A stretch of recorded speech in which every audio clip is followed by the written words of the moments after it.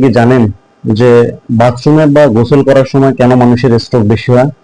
এর একটা অন্যতম প্রধান কারণ হলো, যখন আপনি গোসলে যান বা আমরা যখন গোসলে যাই তখন আমরা কি করি, সরাসরি পানিটা নিয়ে মাথা ঢেলে দিই। তো ওই মাথা ঢেলে দেওয়ার কারণে আমাদের সাধারণত স্ট্রোকটা ওই সময় হতে পারে। কারণ আমাদের নর্মাল শরীরের যে রক্ত নালী আছে, সেগুলো সবসময় ব্রেন একটা নির্দিষ্ট পরিমাণে প্রসারিত বা সংকুচিত করে রাখে। আপনি হঠাৎ যখন একটা ঠান্ডা পানি মাথায় দিবেন, তখন মাথার তাপমাত্রাটা কমে যাবে। মাথার তাপমাত্রা কমে যাওয়ার কারণে আমাদের শরীরে একটা অটোমেটিক একটা সিস্টেম আছে, যেটাকে হেমোস্ট্যাসিস সিস্টেম বলা হয়। সেই সিস্টেম কি করে, আপনার রক্তের নালীগুলোকে যখন, যদি ঠান্ডা আছে তখন সেখানে রক্তের কম দরকার, তখন সে কি করে রক্তনালীগুলো সংকোচন হয়ে যায়। কিন্তু আপনার হার্ট তো হার্টে কিন্তু তখন ঠান্ডা হয়নি, হার্ট নর্মাল অবস্থায় পাম্প করতেছে, তখন হঠাৎ করে সংকুচিত জায়গাতে বেশি রক্ত গেলে তখন এই রক্তনালীটা ফেটে যেতে পারে। এই ফেটে যাওয়ার কারণে সাধারণত দেখা যায় গোসল করার সময় বা বাথরুমে গেলে যখন মানুষের স্ট্রোকটা বেশি হয়।